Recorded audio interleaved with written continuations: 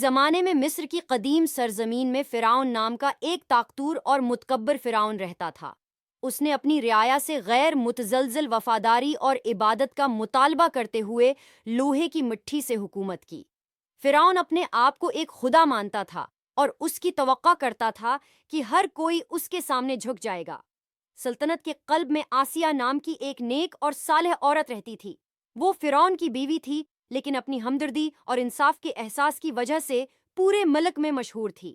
آسیہ اکثر غریبوں اور بیماروں کی عیادت کرتی، انہیں تسلی اور امداد فراہم کرتی۔ ایک دن آسیہ نے فرعون کے ظلم و ستم کا خود مشاہدہ کیا جب اس نے غلام مزدوروں کی تعمیر کردہ عظیم الشان یادگاروں کی تعمیر کا حکم دیا۔ وہ اپنے لوگوں کے مصائب کو دیکھ کر برداشت نہ کر سکی اور ہدایت کی دعا کی۔ آسیہ کی دعاؤں نے اسے ایک سچے خدا میں ایمان کو اپنانے پر مجبور کیا۔ وہ جانتی تھی کہ فرعون کے عقائد کے خلاف جانا خطرناک تھا، لیکن اس کا یقین اٹل تھا۔ اس نے چھپ کر مظلوموں کی مدد کی اور اپنے نیے ایمان کو دوسروں کے ساتھ شیئر کیا، امید اور حوصلہ پھیلایا۔ آسیہ کی حرکت کی بات فرعون کے کانوں تک پہنچی اور اس نے اسے محل میں بلایا۔ خوف سے کان پتی ہوئی لیکن اپنے ایمان پر کھڑی، آسیہ محل کے عظیم الشان حال میں داخل ہوئی۔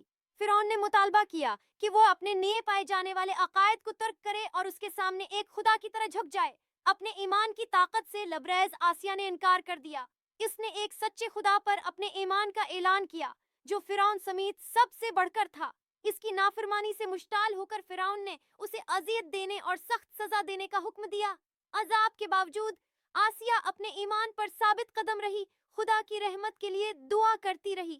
جیسے جیسے فرعون کا ظلم بڑھتا گیا، آسیہ کا ایمان روشن ہوا۔